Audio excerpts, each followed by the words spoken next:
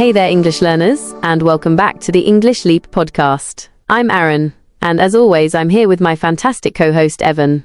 Hello, everyone. We're thrilled to have you join us for another episode dedicated to helping you not just learn English, but truly connect and communicate confidently.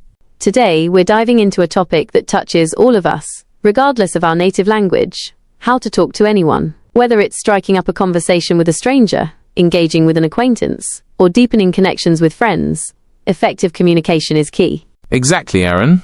How many times have you walked away from an interaction wishing you'd said something different, or feeling like you just didn't know how to begin? I know I've been there countless times.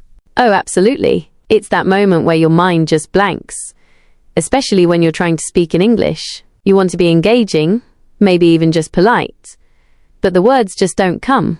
It's like you overthink it, second-guess yourself, and then the opportunity just slips away.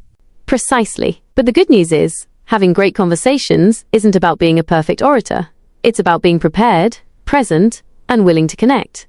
And that's what we're going to unpack today. Real, practical strategies to make conversations easier, smoother, and more enjoyable, no matter who you're talking to in English. And don't forget, we have a fantastic free PDF guide for this episode packed with key takeaways, comprehension questions, and grammar practice to help you solidify everything we discuss. Plus, Charlotte will be back later with her insightful vocabulary section. So, Aaron, where should we begin our journey into better conversations? Let's start with something fundamental: mindset. For a long time, I felt a real sense of nervousness in conversations, especially with people I perceived as more successful or confident. I'd find myself wondering, do I even belong in this conversation? Oh, I can definitely relate to that feeling of comparison creeping in and suddenly feeling intimidated before you've even uttered a word. Exactly. But one thing that truly shifted things for me was consciously dropping that who's better mentality. I started telling myself, no one is above me, and I am not above anyone else. We're all just people. That simple mental adjustment made initiating conversations feel significantly less daunting. That shift in mindset is incredibly powerful. It allows you to just be yourself, without the pressure of trying to impress or feeling like you need to hide. You approach people as equals, which naturally leads to more comfortable interactions. Absolutely. And for our listeners who are learning English, this is a crucial point. Native speakers are not some superior beings in a conversation. Don't view interactions as a test or a performance. You are connecting. And even native speakers stumble sometimes. Your voice and your perspective are valuable. You belong in the conversation just as much as anyone else. I love that. So, once you've tackled that internal hurdle, what comes next? Often, it's knowing what to actually say. Exactly. How many times have you been asked a simple question like, how's your week going? And your mind just goes completely blank. All the time. I'd manage a week. Good. And then just panic, wishing I had something more interesting to share. Me too. Then I realized I wasn't proactively thinking about what I might want to share. Now, before I head out, I do a quick mental check. What's been going on this week? Did I learn anything interesting? Try a new recipe? Just having a couple of highlights ready makes conversation starters so much easier. That's a fantastic tip. I also find that jotting things down in a journal, just everyday occurrences, helps me recall interesting tidbits when someone asks, so, what's new with you? Yes, that's a game changer. And if you're actively learning to speak English, this trick is golden. Think about a TV show you watched, a fun activity you did, or even just how your day has been. Practice talking about it in English. That way you're not caught off guard. And even if you haven't prepped, no problem. Sometimes, the best way to start a conversation is simply by noticing what's around you. Oh yeah, I once kicked off a really nice conversation just by saying, wow, the line's long today. That tiny shared observation led to a great chat. Exactly. Observing something you both share in the moment makes the interaction feel natural, not forced. You're not searching for the perfect topic. You're just reacting to your immediate surroundings. And the beauty is, it works anywhere: at a cafe, in a class, at the gym. Noticing your surroundings and turning it into a simple comment can instantly open the door. And for anyone practicing English, this is such a useful tool. You don't need fancy vocabulary. Just observe and ask simple follow-up questions, like, have you been here before? Or, I love your jacket, where did you get it? Yes, it's all about finding common ground. The goal isn't to impress, it's to connect. And sometimes, That one simple line is all it takes to break the ice and let the conversation flow. And here's something we often forget. Talking is a skill. The more you use it, the more comfortable and natural it feels. Absolutely. I used to avoid random chats because I felt awkward, but once I started trying, even just quick hellos, it got progressively easier. Totally. Think of it like exercise. The more you do it, the more comfortable and confident you become. Little steps make a big difference.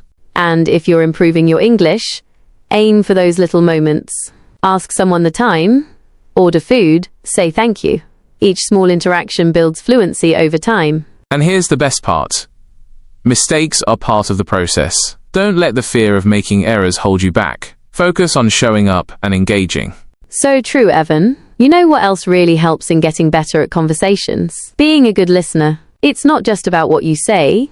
It's equally, if not more, important to focus on what the other person is saying. Absolutely. When I listen with genuine curiosity, people really open up. It makes the conversation feel more authentic and relaxed. Yeah, and I found that just repeating a little of what someone said, like, "Oh, so you went hiking last weekend," shows you're engaged and keeps things flowing naturally. Exactly. And when you focus on truly listening, you're not overthinking your next sentence. You're present in the moment, and that takes a lot of pressure off.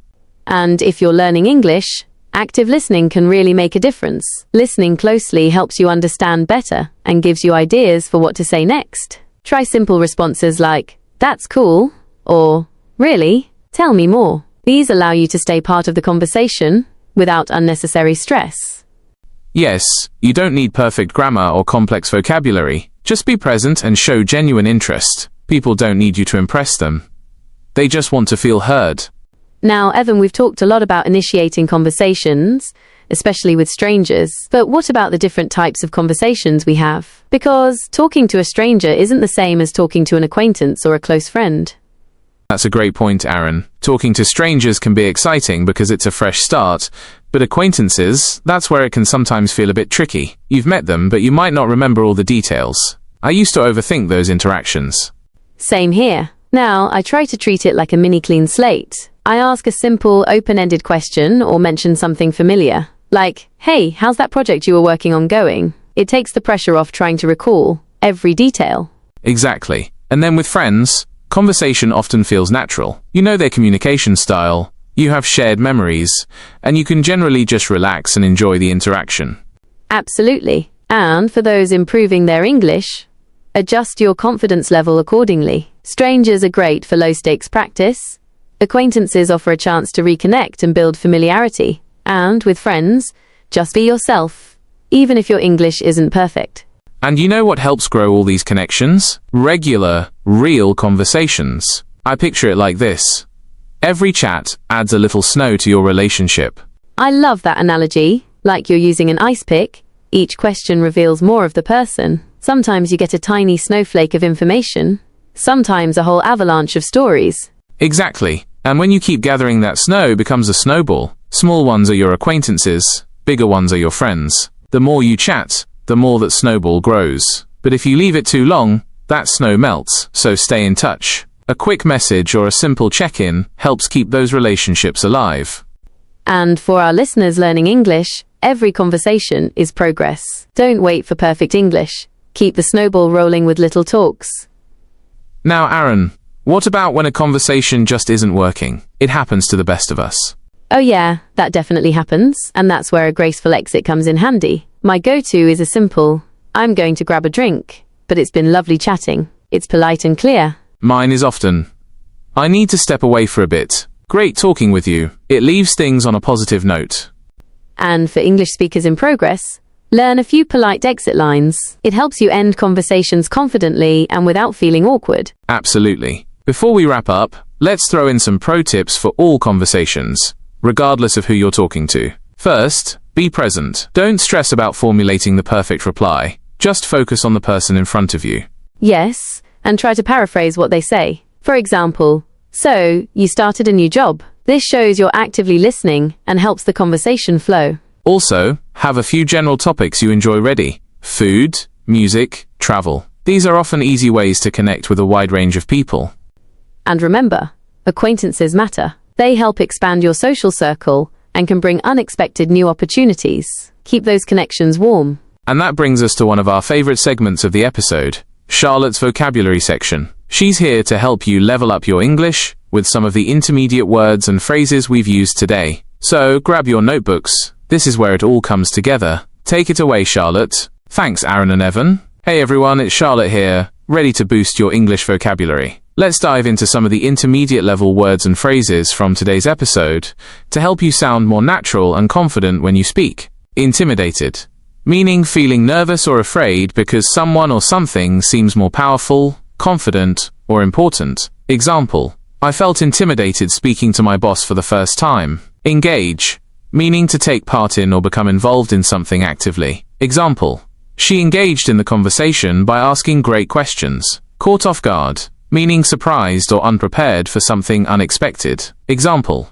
I was caught off guard when he suddenly asked me to give a speech. Kicked off, meaning to start or begin something. Example, we kicked off the meeting with a quick icebreaker game. Curiosity, meaning a strong desire to know or learn something. Example, his curiosity about other cultures helped him to make new friends. Acquaintances, meaning people you know slightly but not very well, between strangers and friends. Example, I have a few acquaintances at work but only one close friend. Second guessing, meaning doubting or questioning a decision you already made. Example, after sending the message, I started second guessing my words. Paraphrase, meaning to repeat what someone said using different words to show understanding. Example, I paraphrased his idea to make sure I understood it correctly. Icebreaker, meaning a simple comment or question that helps start a conversation. Example, I used a joke as an icebreaker to relax the group. Step away, meaning to leave a place or situation for a short time. Example, I need to step away for a bit, but I'll be back soon.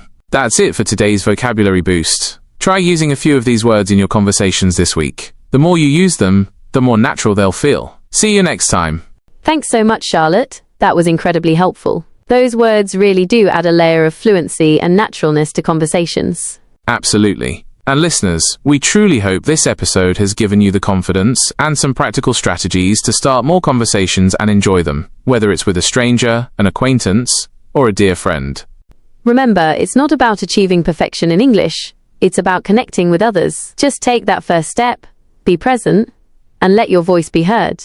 Thanks for joining us on the English Leap podcast. We'll catch you in the next episode. Until then, keep learning, keep growing, and keep talking.